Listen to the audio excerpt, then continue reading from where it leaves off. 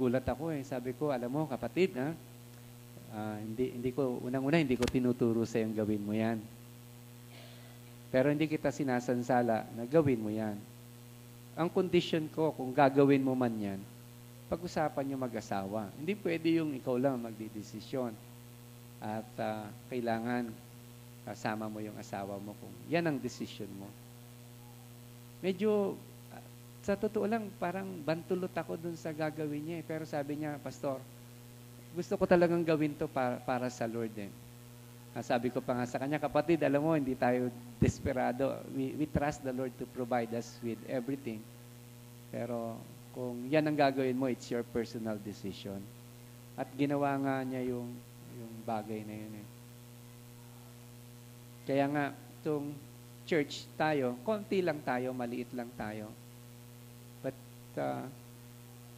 nakapagpagawa tayo ng church dahil yung mga time noon, yung mga kapatid natin, they have proven that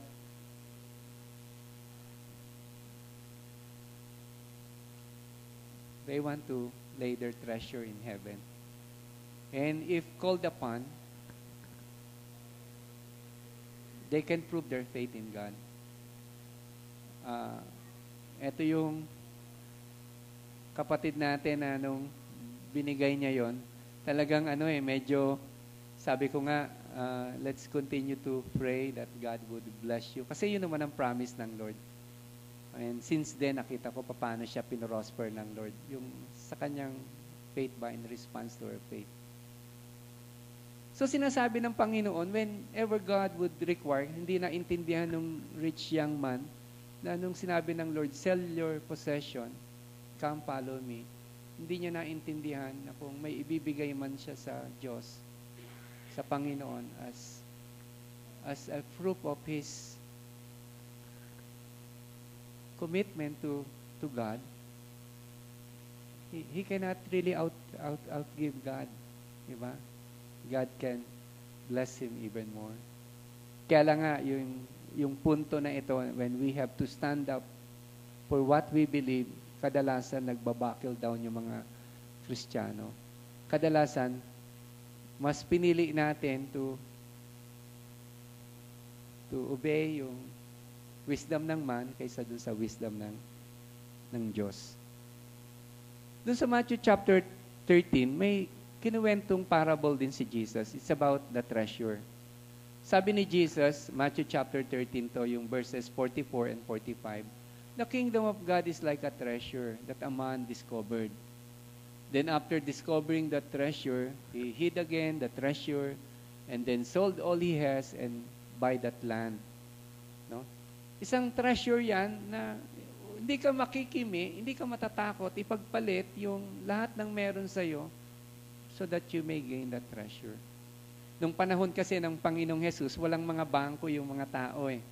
Pag may mga alahas sila, may mga treasure sila, ang ginagawa nila guhukay sa lupa at binabaon nila dun yun, yung kanilang mga kayamanan. Kaya nga, may mga nangyayari, iba na exile, namatay, nagkagera, may mga pagkakataon, yung iba, paghukay nila sa lupa, may nakikita silang treasure. At nung nakita nila yung treasure na yon, sobrang ganda na itong treasure na to. At para mapunta sa kanila yon, gagawin nila ay bibili nila yung lupang yun para sa kanila yung treasure. So yung sinasabi ng Panginoon eh, worry-free life, start yan sa choice natin eh. Are we so desperate about God? Are we so desperate in our hearts to really have our treasure in God? Pagka sa panahon nga natin ngayon, di ba? Laban ni Pacquiao. Minsan nagkapalpakan na yung treasure eh. Ando na sa Pacquiao eh. May replay naman. Di ba? Makikita dun sa ginagawa natin eh, di ba? Makikita dun sa mga desisyon natin ginagawa sa ating pang-araw-araw.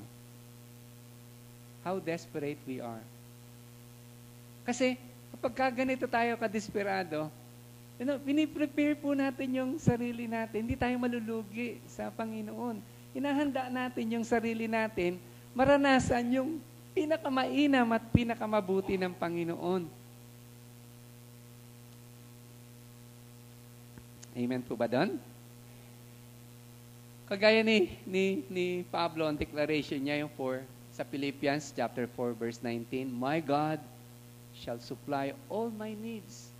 Ito yung mga taong iniwanan yung lahat sa kanila to follow after Christ.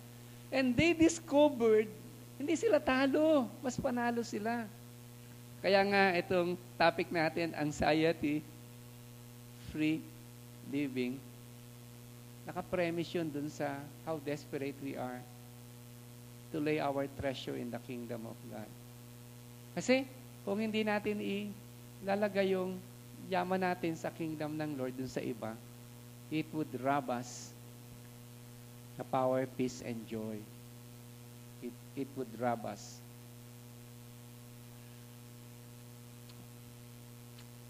At mangyayari, much worse, though we are believers, what is now happening in our lives are full of anxiety.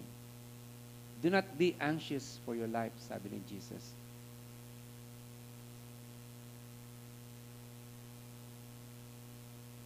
And dito, in-answer ni Jesus din yung question, di ba? Yung buhay natin, mas importante yung buhay natin kaysa dun sa kinakain natin at saka yung sinusuot natin. Kasi basically, alam naman natin, napaka-importante yan araw-araw. No, ikaw kaya ang walang pagkain o walang suotin, di ba? Makakabahan ka din, ma-anxious ka din. Importante yan. Pero sabi ng Lord, God will provide us all of these basic needs. Kayang-kaya ng Panginoon i-provide sa atin itong mga basic needs na to. Those who are in the kingdom of God, if you gave your life to Him, if you are fulfilling His purpose for you in your life, ang sinasabi sa atin dito, God will sustain you. God will provide for you so that you may be able to fulfill your purpose in your life. God has a high calling for each one of us. And God will be able to fulfill it if we walk according to that calling, if we pursue after our heavenly treasure. To be rich toward God, you will have the promise that as you're rich toward God, God will lavish His richness toward you. Naalala niyo yung sabi ni Paul sa mga taga-Efeso, God can bless you beyond. Masigit pa dun sa pwede mong isipin, hilingin, at ipanalangin. God can bless you beyond that. Kaya si Jesus natawa dun sa sinabi, I will build bigger barns. Pagka ganito ang pursuit ng tao, bigger problems, bigger anxiety, bigger concern, at wala yung peace and joy sa kanyang buhay. Naalala ko yung isang nabasa namin, yung founder ng Metrobank, si George T. Sabi niya, ang kinakain niya, lugaw. No? Kasi hindi niya for a reason. May nakausap kaming vice president ng bangko nung last Sunday. Sabi niya, ako lugaw din ang kinakain ko Sabi ko, ba't pareho kayo ni George T. Nabasa ko. Si George T. Lugaw ang kinakain.